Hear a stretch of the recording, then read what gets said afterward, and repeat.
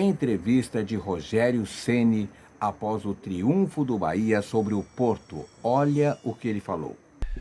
Achei um time bem competitivo, físico, né? Bastante forte, baixou bastante as linhas, dificultou um pouco, o gramado um pouco seco. A gente poderia ter molhado mais o gramado para dar velocidade na bola, com o gramado mais seco. Ficou mais difícil de rodar com velocidade. Nós também acho que erramos algumas coisas, alguns ajustes na construção, fomos acertando com o passar do tempo. Marcos Vitor foi melhorando com o passar do tempo do primeiro tempo. Rezende melhorou muito a sua construção no segundo tempo. Ainda tem coisas para acertar. O mais calor, hoje está bem mais quente, né, do que estava à noite no meio de semana. Vencemos, não sofremos gols, alguns pontos positivos e sabemos que é começo de temporada, temos que evoluir o mais rápido possível, porque o tempo é curto, mas eu acho que se você traçar o que foi o jogo em si, tivemos boas chances, cedemos chances demais ao adversário.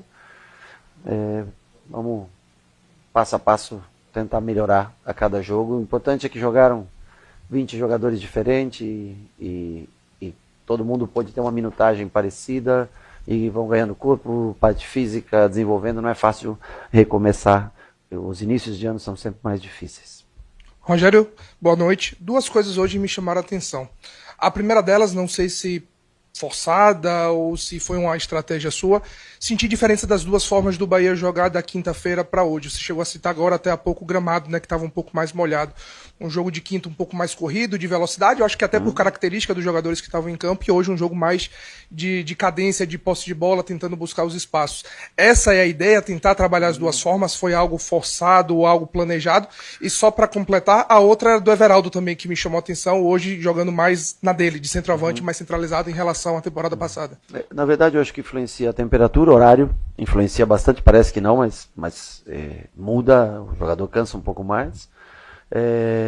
Os jogadores em si, logicamente, não são jogadores, né, mais dinâmicos, que não tem podem não ter tanta técnica quanto os de hoje, por exemplo, na formação de meio campo, estou falando.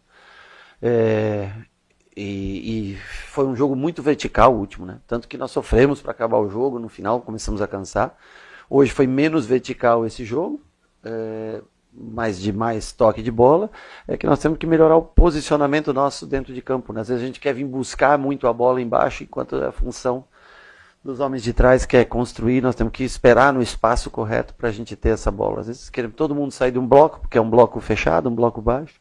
A gente acaba saindo todo mundo de dentro desse bloco por se encontrar com menos espaço. Mas então é uma questão de treinamento, de evolução, de posicionamento de cada um dentro do campo para que as combinações de passe nos deem oportunidade, como foi, por exemplo, a do gol no cruzamento do Gilberto para o Everaldo. Sobre o Everaldo, você fez alguma pergunta? Sim, jogou assim como o Lúcio jogou mais centralizado, o Everaldo também jogou mais centralizado no dia de hoje. Diferente um pouco do ano passado. Boa noite, Rogério Ceni, Leon Santana do portal Notícias no Ar.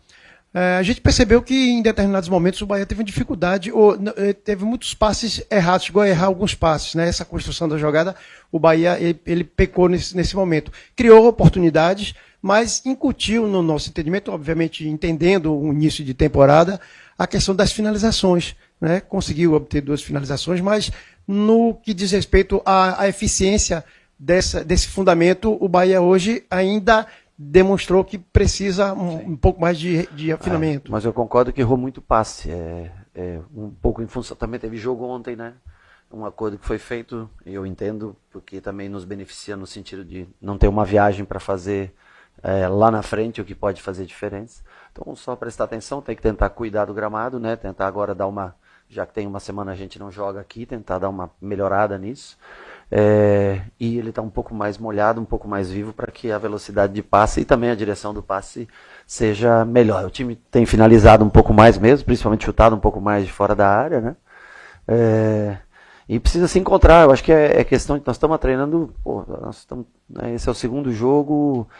19 jogadores começaram diferentes, um jogo de outro, de linha, estou falando, né? Mais os 2 goleiros, ou seja, são 21 jogadores distintos de um jogo para outro.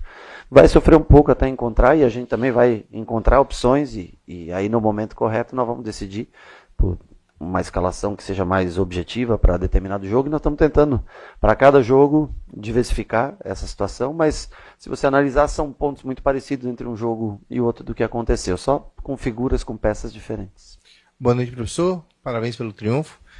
O Bahia, a gente viu um jogo na quinta-feira com o Cauã fazendo o lado direito e hoje o Rezende fazendo o lado esquerdo e dando a liberdade na quinta para o Juba e hoje para o Gilberto. A gente viu, o senhor já mencionou a respeito de erros de passe e erros do último passe. Dificultou muito o Porto ter baixado demais as linhas, a gente teve muita dificuldade de quebrar a linha, tendo em vista que o jogo do Sampaio a gente não teve tanta dificuldade assim? Logicamente, todo time que joga com linha mais baixa, fechado, você vai criar dificuldades. Daí você precisa ter cabeça no lugar e manter o teu posicionamento dentro de campo. Cada um tem uma função dentro do campo. É que todo mundo começa a ficar ansioso e quer vir buscar a bola, e aí você diminui o número de jogadores entre as linhas. Quando você diminui o número de jogadores, fica mais fácil, logicamente, mais difícil, logicamente, você girar essa bola entre as linhas, né? Então, às vezes o Everton quer baixar, sai de dentro do bloco, porque o bloco está muito denso, muito fechado, e vem baixar. Aí já tem 3 para trás. Sai o quarto homem, mais 2 abertos, você diminui muito o número de jogadores dentro. Então, não importa a altura que o adversário jogue, você tem que ocupar o espaço que ele deixa. Lógico que num espaço menor você tem que ter jogadores de mais qualidade para sair as combinações de passe. O que não pode é desesperar e começar a sair de dentro do bloco para querer fazer essa construção de jogo, vir baixar, porque aí você diminui um jogador entre as linhas e aí é mais difícil, realmente você depende mais do 1 para 1 do que de jogo combinado para chegar. Quando faz, se você olhar o posicionamento de construção do gol, é um posicionamento bem correto e você chega, mesmo com o time em bloco baixo, eles estavam numa posição defensiva e nós conseguimos chegar bem na linha de fundo. Boa noite, Rogério. Parabéns pelos 3 pontos. Em semana de clássico, assim, geralmente torcida, parte da imprensa começa a falar já do jogo, mesmo tendo um outro jogo no caminho que você tem em Jequié.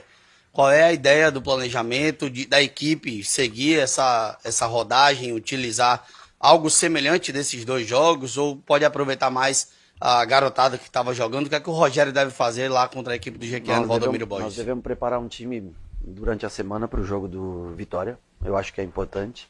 E mesmo porque o gramado no jogo contra o Jequié, pelo que eu vi, ao menos na TV aqui que eu estou vendo, não oferece a condição para um jogo de passe curto e tudo, né? Então nós vamos armar um time de acordo com as características que o campo pede, né? Que o estádio pede, e tentar armar um time também contra o Vitória, para se tratar de um clássico dentro da nossa casa. Nós temos que dar a importância necessária para esse jogo.